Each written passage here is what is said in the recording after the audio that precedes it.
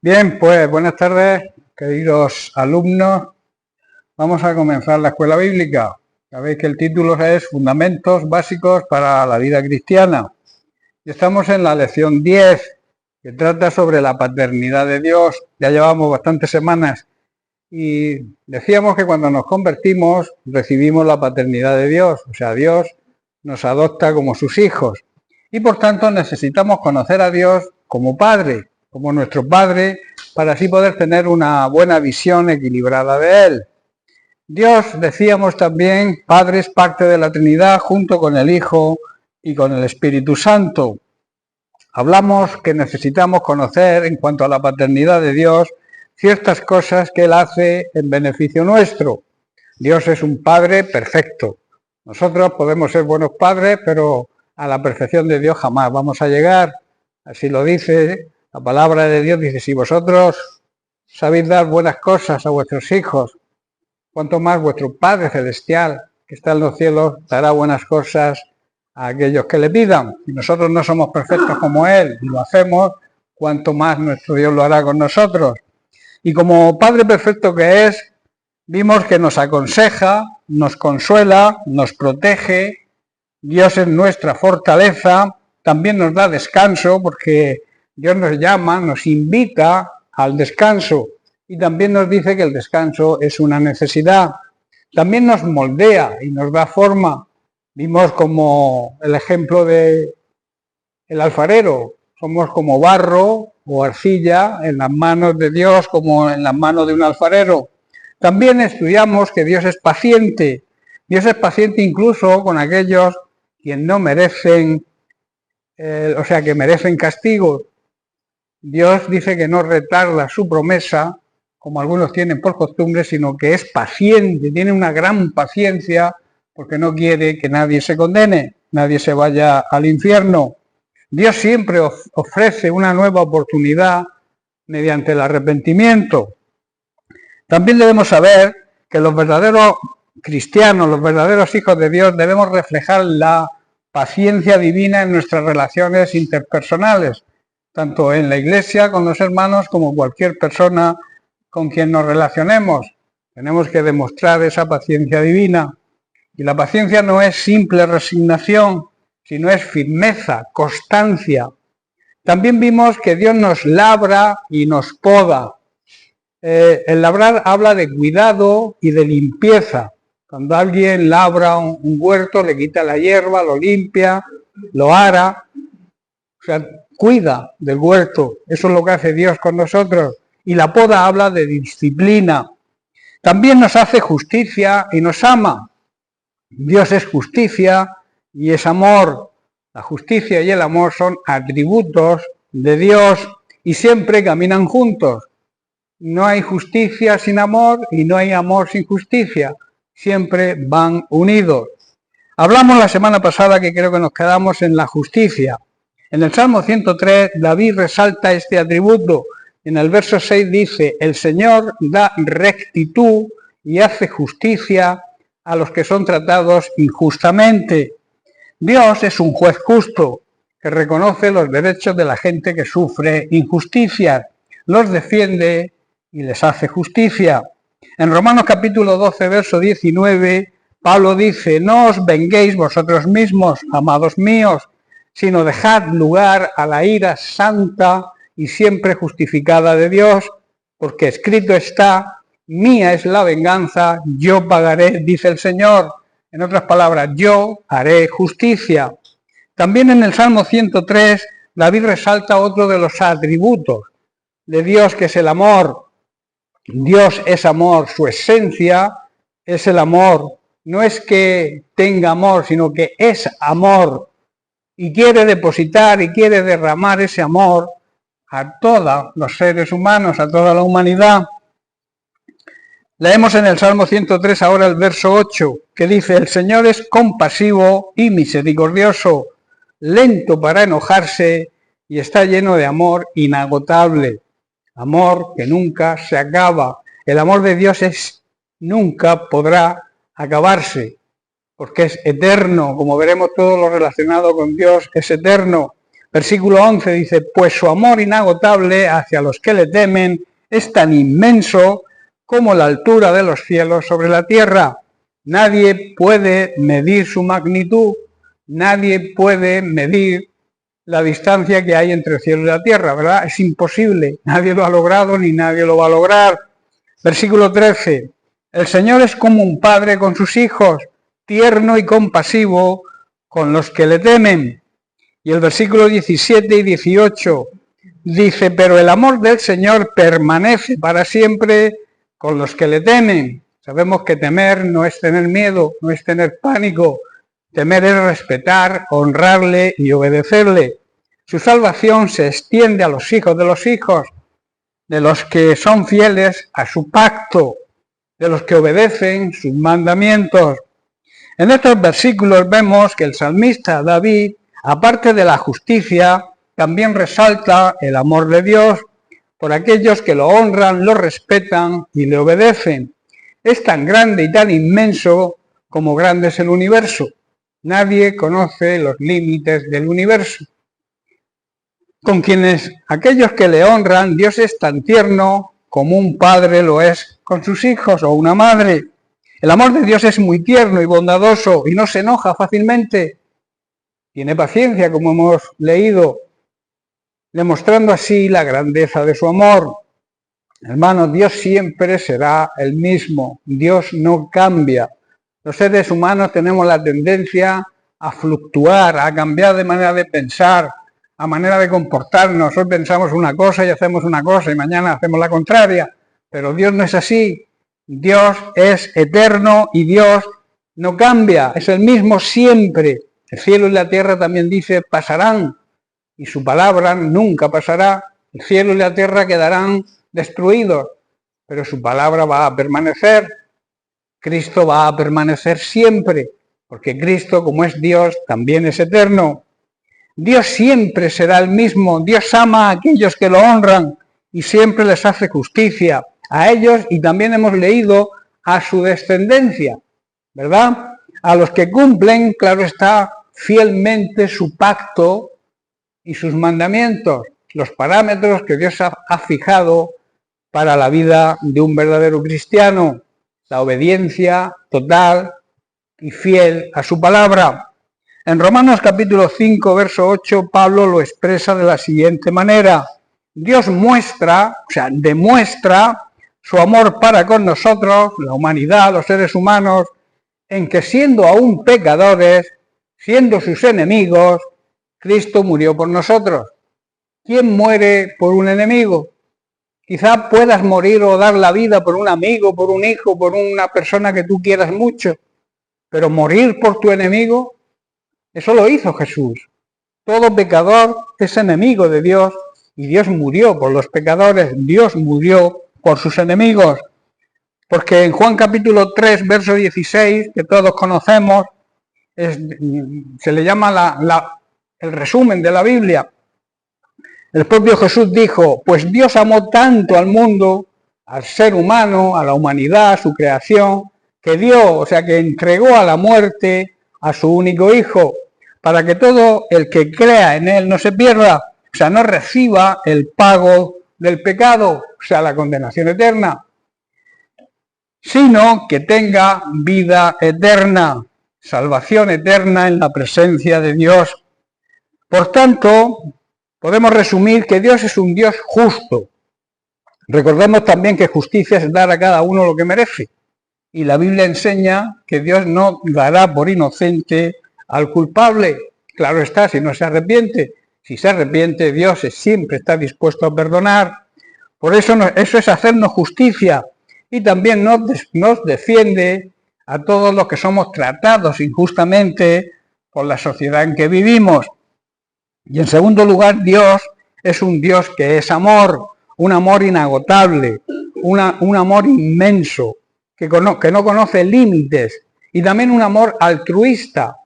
Altruismo es priorizar la necesidad de los demás por delante de la nuestra, desear el bien de los demás antes que el nuestro propio. Ese amor tampoco lo merecíamos, demostró su amor hacia nosotros muriendo en la cruz sin merecerlo nosotros, porque nosotros merecíamos la muerte, la condenación eterna, la paga del pecado, la consecuencia del pecado es la condenación eterna, la muerte física, no, la muerte espiritual, que es la peor de las muertes, la segunda muerte. Por tanto, en Lucas capítulo 23, vemos que Jesús, en la misma cruz, ante el pueblo y los gobernantes que se burlaban de él, ante los soldados que le escarnecían, y en medio, escuchar bien, de dos malhechores, Cristo murió entre malhechores que crucificaron con él, y él les demuestra su amor. Dice el verso 33, y cuando llegaron al lugar llamado de la Calavera, le crucificaron allí, y a los malhechores, uno a la derecha y otro a la izquierda. Y Jesús decía, Padre, perdónalos, porque no saben lo que hacen. En medio del sufrimiento de la cruz, Dios, Jesucristo, el Hijo de Dios hecho un hombre, pedía el perdón por sus asesinos. Eso es tremendo, eso la mente humana no logra entender, a no ser que sea una mente renovada por la palabra de Dios. Es imposible que una persona que no crea en Dios entienda cómo una persona puede, en medio de tanto sufrimiento, como suponía la cruz, pedir el perdón de aquellos que lo habían crucificado. ¿Verdad? ¿Es tremendo o no? Jesús decía, Padre, perdónalos, porque no saben lo que hacen. A Jesús le crucificaron entre dos malhechores, a los cuales también les demuestra su amor. Le dijo uno de ellos a Jesús, que clamó por su salvación, porque Dios siempre escucha la oración de un pecador arrepentido, sea en las circunstancias que sean y sea como sea, cuando un pecador se arrepiente, Dios lo escucha. Es la única oración que escucha de los pecadores, la oración de arrepentimiento. Las demás oraciones, si no hay arrepentimiento, para Dios no sirven. Si tú estás viviendo en pecado, deja de orar, deja de pecar primero y luego ora, porque si no, no funciona. Primero el arrepentimiento y después el perdón. Ese es el orden. Entonces Jesús le dijo, de cierto, primero el ladrón le dijo, acuérdate de mí cuando vengas en tu reino. Yo estoy seguro que este hombre había oído hablar de Jesús cuando le dijo estas palabras. Y entonces Jesús le dijo, de cierto te digo que hoy estarás conmigo en el paraíso. Y aquí abro un pequeño paréntesis para aquellos que dicen que es necesario el bautismo para la salvación. Este hombre no tuvo tiempo de bautizarse, ¿verdad? Se arrepintió y Dios le perdonó.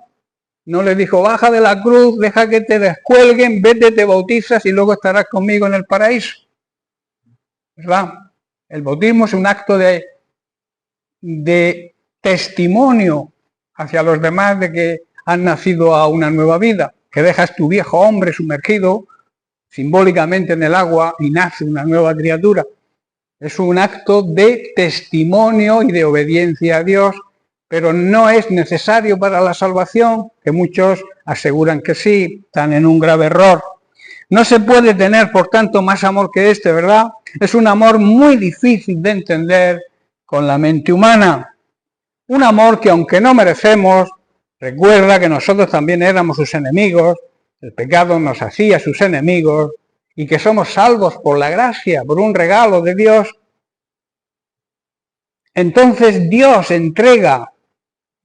nos entrega ese regalo, que es su Hijo Jesucristo, lo entrega a la muerte para que si le aceptamos, le recibimos y le seguimos, nos pueda conceder la salvación solamente a través de Él. Dios es justicia, que significa dar a cada uno lo que merecen sus actos. Y Dios es amor, ese amor que fue demostrado en la cruz del Calvario. La justicia, repito, y el amor siempre van unidos, son inseparables. Otro de los beneficios es que Dios es eterno. En Romanos capítulo 16, versículos 25 y 26, Pablo nos dice que toda la gloria, o sea, toda es toda, nada queda para nosotros, que toda la gloria sea para Dios, quien puede fortalecernos tal como expresa el Evangelio. En este mensaje acerca de Jesucristo se ha revelado su plan para nosotros, los gentiles. Nosotros no pertenecemos al pueblo de Israel, pero el secreto se ha hecho visible y patente también a nosotros. Ese plan que estuvo guardado en secreto desde el principio del tiempo. Dice, pero ahora, tal como lo predijeron los profetas y el Dios eterno lo ha ordenado, ese mensaje se da a conocer a todos los gentiles. Hoy simbología de todas las personas incrédulas que no pertenecen todavía a su pueblo. En todas partes del mundo, no solamente en Israel, para que ellos también puedan creer y obedecerle a Él y ser salvos. Todo lo relacionado con Dios es eterno. Jesucristo, que es Dios, le hizo a Juan en Apocalipsis esta afirmación. Él dijo, yo soy el primero y el último, el principio y el fin. Lo vemos en Apocalipsis 21, versículos 5 y 7. Dice, y el que estaba sentado en el trono, Jesús, dijo, he aquí yo hago nuevas todas las cosas. Y me dijo, escribe, porque estas palabras son fieles y verdaderas. Y me dijo, hecho está, yo soy el alfa y la omega, el principio y el fin. En otras palabras, yo soy eterno. Al que tuviere sed, yo le daré gratuitamente de la fuente del agua de la vida.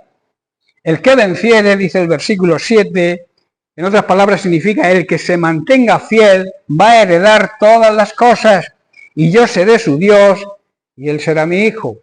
Grandes promesas de Dios. Dios que está sentado en el trono de su majestad nos dice que debemos saber que Él va a hacer nuevas todas las cosas. Habrá una nueva tierra, habrá un nuevo cielo. Y esto debemos escribirlo en nuestro corazón con letras de fuego. Nos dice que debemos saber que Él va a hacer todas las cosas nuevas. Así, para que aprendamos que lo que Dios nos dice es verdadero y se merece toda nuestra confianza. También nos hace saber que la obra de la redención ya ha sido consumada, ya ha terminado. Cristo cumplió totalmente su ministerio, el encargo del Padre. Dios no puede hacer nada más, lo ha hecho todo.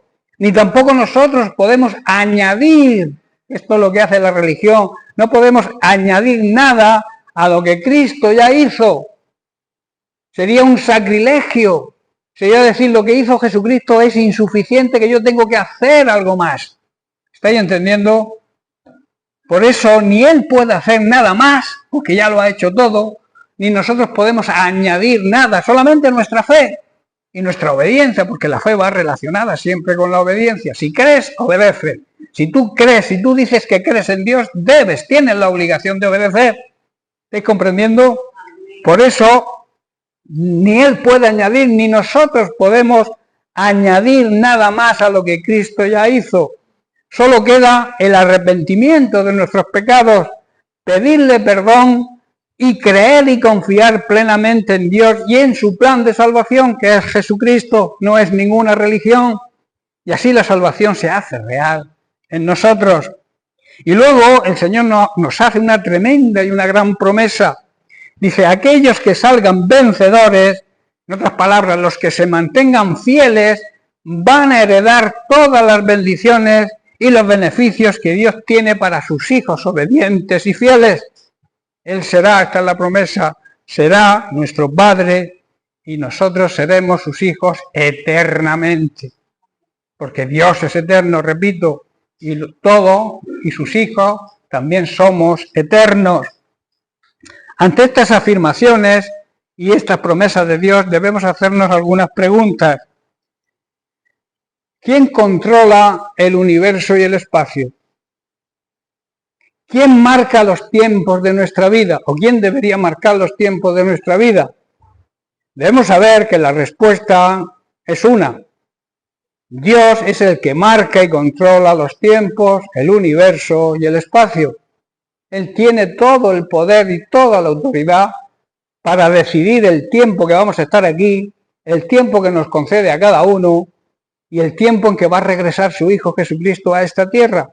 Y también controla el universo y el espacio. El hombre no sabe absolutamente, lo que conoce el hombre del universo es un granito de arena en comparación con la inmensidad del conocimiento y la sabiduría divina, que controla ese espacio y ese tiempo. Y puesto que Él tiene el control, no está sujeto ni a tiempo ni a espacio, y su tiempo y dimensión del espacio es muy diferente a nuestra manera de entender estos parámetros. El tiempo para Dios no es lo mismo que para nosotros.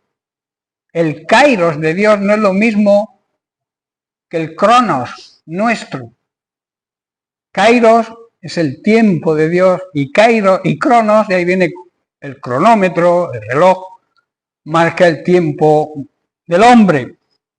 Nuestra mente humana, y también limitada, no se puede comparar con la mente y los pensamientos del Dios eterno. Es imposible. En Isaías capítulo 55, versículo 9, dice Dios mismo por boca del profeta: como son más altos los cielos que la tierra, así son mis caminos más altos que vuestros caminos, y mis pensamientos más que vuestros pensamientos. Dios no piensa, hermanos, como pensamos nosotros, ni actúa como nosotros actuamos. Sus pensamientos y sus hechos están muy por encima de lo que nosotros pensamos y lo que nosotros hacemos. De la misma manera que es imposible medir la distancia entre el cielo y la tierra, es imposible también medir los pensamientos de Dios en relación con nuestros pensamientos. En el pensamiento, en la mente de Dios, su plan eterno de salvación hacia nosotros ya fue consumado.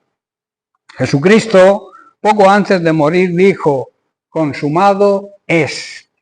Que quiere decir que el plan ideado por Dios para la salvación de la humanidad se había consumado con su sufrimiento, su muerte y su gloriosa resurrección. Ahí es donde se consuma el plan de salvación de Dios.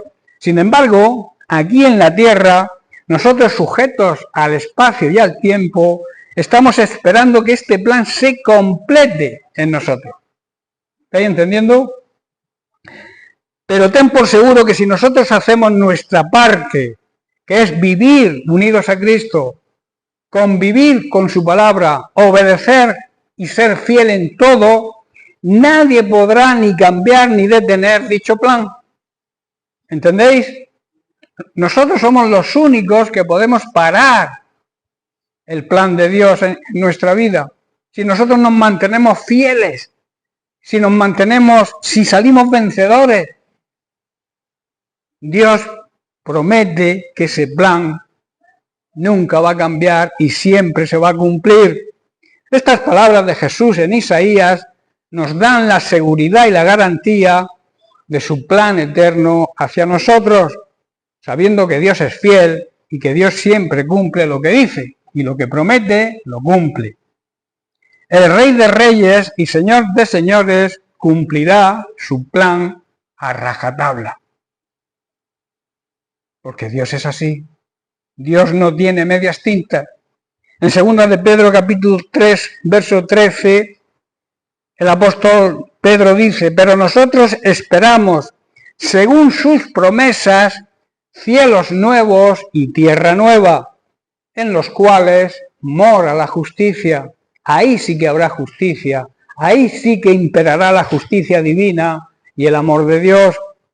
Dios hará todo nuevo, incluyendo el cielo y la tierra, y seguirá teniendo el control de todo. Y de la misma manera Él dirige y controla nuestra vida, claro está, si nosotros se lo permitimos. Dios nos creó a cada uno de nosotros con un propósito eterno. Todos estamos en sus planes y propósitos. Todos. Si tú estás aquí hoy, si tú te llamas cristiano, si tú has nacido de nuevo, Dios tiene un plan para ti, pero no solamente para ti, sino para toda su creación. Él, cuando engendra a alguien, ya tiene un plan predispuesto desde antes para ese ser y para esa persona. Por eso nosotros estamos en contra del aborto, porque Dios ya tiene un plan para ese embrión que se genera entre un hombre y una mujer. Dios hará todo nuevo, dice. Dios nos creó con un propósito eterno. No somos casualidad, ni somos el resultado del azar. Si hemos nacido físicamente en esta tierra, es por un motivo. ¿Lo creemos? Por una causa que estaba y está en la mente de Dios. ¿Estás comprendiendo? Si tú estás aquí hoy porque has nacido, unos hemos nacido antes, otros después, pero todos los que estamos aquí hemos nacido, ¿verdad? Entonces, si tú has nacido, si tienes vida física, es porque Dios tiene un plan eterno contigo. Que solamente tú o nosotros somos quien impide que ese plan se lleve a cabo en nuestra vida, porque nos ha concedido el poder decidir, el libre albedrío, y eso no lo va a negociar con nosotros, lo ha concedido, y lo ha concedido para siempre. O sea que la salvación, el plan de Dios está consumado, está hecho. Solamente nosotros tenemos que aportar nuestra fe y nuestra entrega total a Cristo y su obra. Eso es lo que Dios demanda que nosotros, ese es el plan eterno de Dios, que nosotros podamos ser usados por Él en la evangelización de este mundo, que Él pueda usarnos para que nuevas almas le conozcan y puedan ser salvos. Amén. Hermanos, Dios es perfecto y es eterno, y por tanto su plan y su propósito para nosotros también es perfecto y también es eterno. El problema muchas veces es que nosotros no lo comprendemos, queremos entenderlo con nuestra limitada mente humana. De ahí que debemos desarrollar nuestra fe, hacer que nuestra fe crezca y permitir que esa fe nos haga descansar y confiar en la sabiduría, el poder y aceptar la soberanía de Dios. Dios ha cumplido su parte. Como se suele decir, la pelota está en nuestro tejado. ¿Habéis oído ese dicho? Dios nos ha concedido, como he dicho, el poder decidir y nunca nos lo va a quitar. En nuestra mano está seguir en nuestros caminos y nuestros pensamientos, o seguir los caminos y los pensamientos de Dios. Nosotros decidimos. Debemos dejar que Dios a través del Espíritu Santo dirija el timón de nuestra vida. Dejemos que Él nos guíe. De esta manera siempre vamos a acertar en la decisión más beneficiosa y más sabia. Dios tiene un plan para nosotros, repito, pero ese plan solo lo podremos conocer si vivimos en obediencia, vivimos en intimidad y en relación de calidad con Él y bajo la soberanía de nuestro Dios eterno y Padre Celestial. Amén. La siguiente manera que nos bendice, Dios nos bendice con toda bendición espiritual. A veces tenemos un concepto equivocado de lo que es bendición. Pensamos que la bendición son bienes materiales, que la bendición son riquezas, que la bendición es tener una buena casa, un buen auto, un buen carro, como decís los latinos, ¿verdad? Muchos creen eso son bendiciones, y eso no son bendiciones. Eso son consecuencias de la bendición de Dios, que es la bendición espiritual. Él quiere bendecirnos espiritualmente. Y cuando nosotros entendemos y aceptamos lo que es la bendición y nos ponemos a trabajar de una forma, digamos, altruista en su obra, entonces Él añade las riquezas materiales o los bienes, las posesiones. Dios no está en contra de que tengamos dinero ni que tengamos una buena situación, de un buen hogar, un buen coche. Él está en contra de lo que priorizamos. ¿Qué ponemos primero? ¿El trabajo para conseguir bienes materiales o el trabajar para el Señor y confiar en que Él nos va a dar esos bienes materiales, esas necesidades que tenemos? Porque todos tenemos necesidades, ¿verdad? pero Él es quien las cumple, quien las suple. Si nosotros hacemos nuestra parte, que es extender su reino, buscar su reino, hacer que su reino avance, ganarle terreno al enemigo, y entonces Él te bendice con esa bendición espiritual que conlleva la provisión para tu necesidad. La bendición de Dios, por tanto, es prioritariamente espiritual y se recibe en lo más profundo de nuestro ser. Un ejemplo es la paz interior que sienten los verdaderos creyentes y discípulos de Cristo, aún en medio de las pruebas y los problemas. Esa paz sí es una bendición que nos permite la gracia de Dios. Eso es bendición, sentir esa paz interior aún en medio de los problemas. El Señor nos promete en su palabra que cuando nos ocupamos de la extensión de su reino, Él cubre nuestra necesidad, y esto debemos considerarlo también una gran bendición. ¿Estáis comprendiendo? ¿Me seguís o no? Realmente cuando nos unimos a Cristo, cuando lo aceptamos como nuestro Señor y Salvador personal, entonces Dios nos bendice en lo más profundo de nuestro ser, en nuestro espíritu, porque recibimos la salvación. Y eso sí que es una gran bendición, ser salvos por la gracia de Dios, ser salvos por lo que Jesús hizo. Pero claro, esto reclama nuestro arrepentimiento y nuestra entrega total a nuestro Señor y Salvador Jesucristo. En Efesios capítulo 1, verso 3, es a eso a lo que se refiere Pablo en esta carta cuando dice: bendito sea el Dios y Padre de nuestro Señor Jesucristo, que nos bendijo, ¿con qué? Con toda bendición espiritual en los lugares celestiales en Cristo.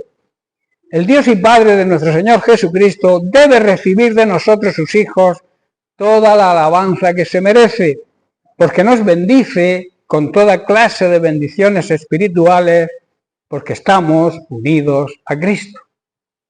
Que esa es la mayor bendición, la salvación por estar unidos a Cristo. Hay una gran equivocación en muchos cristianos, quizá influenciados por los predicadores de la falsa prosperidad que hoy abundan, la cual la basan en recibir bendiciones físicas y materiales. Y claro, cuando no es así, esto les conduce a la frustración, se frustran, porque ven que no es así. Dios quiere bendecirnos prioritariamente en nuestro espíritu. La bendición de Dios es una bendición espiritual. Y cuando vivimos unidos a Cristo, vivimos en obediencia a su palabra, nos hacemos acreedores a esa bendición y luego añade nuestra necesidad. El orden de Dios es la prioridad de Dios y después Él nos provee lo que necesitemos. A veces estamos tan preocupados en cubrir nuestra necesidad que nos despreocupamos de lo principal, que es buscar el reino de Dios. Hacer que el reino de Dios, repito, crezca. Que cumplamos con el mandamiento de la gran comisión. Que traigamos personas a los pies de Cristo mediante nuestro testimonio y mediante nuestra predicación y nuestro trabajo, hablándole a la humanidad, a la gente que nos rodea de Cristo. Muchas veces conocemos esa bendición espiritual en medio de la prueba. A veces nos damos cuenta de cómo Dios nos bendice espiritualmente cuando estamos atravesando pruebas y problemas. Por eso Santiago en el capítulo 1, versículo 2 de su carta nos dice: hermanos míos, tened por sumo gozo cuando os halléis en diversas pruebas. En su tiempo y hoy mucha gente puede creer, como he comentado alguna vez, que el apóstol Santiago debería considerarlo como que está loco. ¿Cómo es posible que uno sienta gozo en medio de los problemas y de las pruebas? El apóstol Santiago está diciendo: alegraos profundamente, o sea, en vuestro espíritu, cuando os sintáis cercados por toda clase de dificultad. Esto es señal de que vuestra fe, al pasar por el crisol de la prueba, está dando frutos de perseverancia, está creciendo, estamos aprendiendo a crecer en fe para cuando nos vengan problemas más serios, ¿verdad? Porque si la fe fuera orar y que el Señor nos respondiera en el momento, para eso no hace falta fe, ¿verdad? La fe es tener la paciencia, saber esperar el tiempo de Dios en medio de la prueba. Y Dios a veces permite que pasemos por pruebas para enseñarnos lecciones espirituales y también para que aprendamos a compartir el sufrimiento de Cristo, a demostrar que Cristo es una realidad en nuestra vida. Y si Él sufrió y sufrió con gozo por nosotros, nosotros también debemos sentir gozo cuando sufrimos por Él. ¿Estáis comprendiendo? Veo cara seria, no sé si lo entendéis bien, pero es que es así. El gozo es compartir los sufrimientos de Cristo en medio del sufrimiento. A nadie nos agrada sufrir, pero si tenemos que sufrir, porque todos tenemos que sufrir, porque el día malo, como explicaba en la escuela bíblica, creo que fue la semana pasada, o el domingo, no me acuerdo, explicaba que el día malo nos llega a todos. Los problemas nos van a llegar a todos, aunque no creas que te van a llegar porque vives bien, tienes una situación favorable y crees que no te va a pasar nada.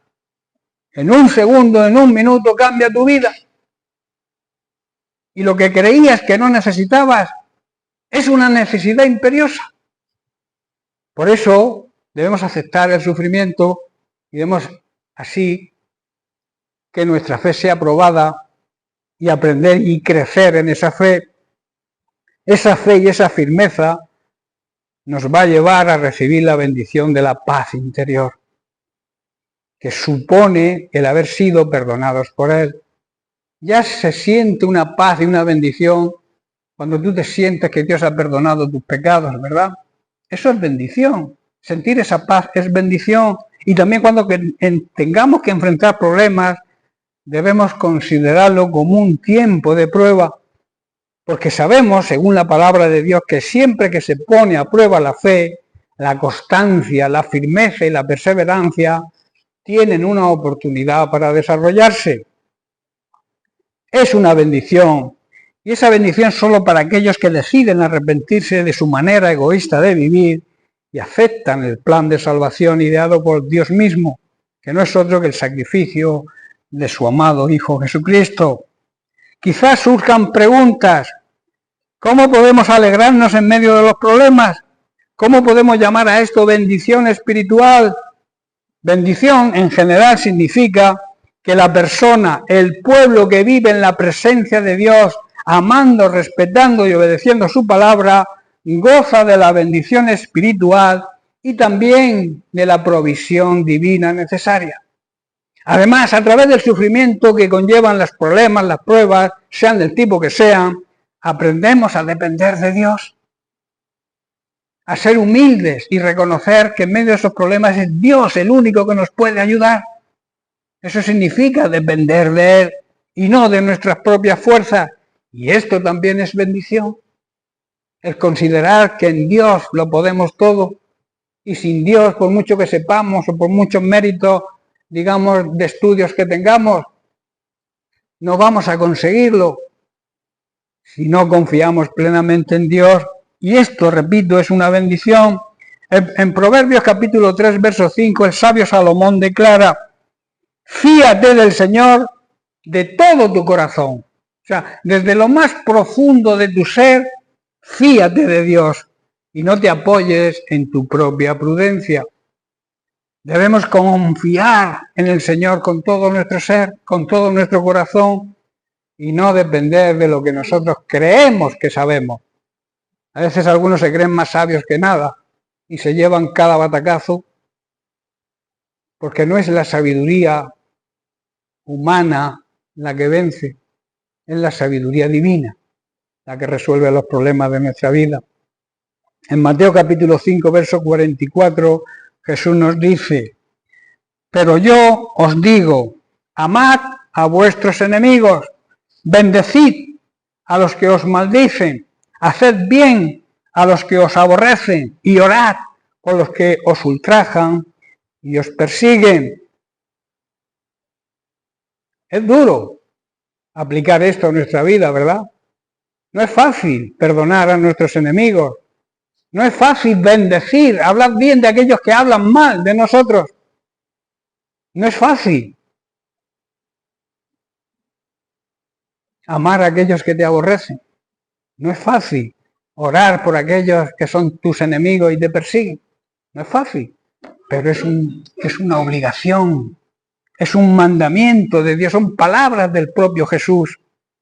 En Romanos capítulo 12, verso 14, Pablo también nos dice lo mismo: bendecid a los que os persiguen, bendecid, no maldigáis. Debemos bendecir a aquellos que nos persiguen, hermanos, aunque nos cueste. Tendremos bendición espiritual. No maldecirlos, nunca hablar mal de nadie, aunque lo estén haciendo mal. Debemos hablar bien. Bendecir es bien decir, ¿verdad? Y maldecir es decir mal, hablar mal de la gente. Y en 1 de Pedro capítulo 3, verso 9, Pedro también se suma a este criterio y nos da otra clave. Dice: no devolviendo mal por mal, ni maldición por maldición, sino por el contrario, bendiciendo, sabiendo que fuisteis llamados para que heredéis bendición. Si queremos la bendición espiritual de Dios, la herencia de la bendición espiritual de Dios, nosotros tenemos que bendecir.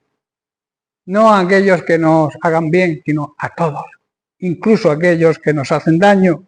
No debemos, por tanto, pagar mal por mal. No debemos responder con insultos cuando la gente nos insulte.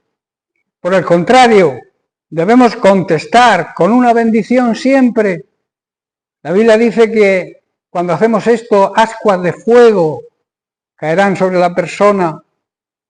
¿Qué quiere decir? Se le caerá la cara de vergüenza, se pondrá rojo al ver que te ha hecho daño y tú le haces un bien. Y eso es una buena manera de evangelizar.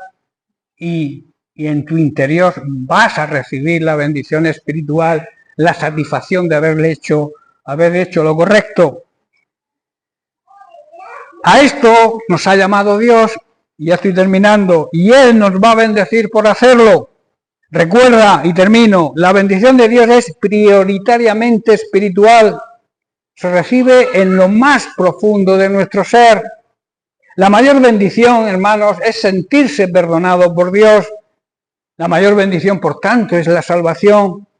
Esto nos dará paz interior, que es otra de las grandes bendiciones espirituales, aún en medio de los problemas.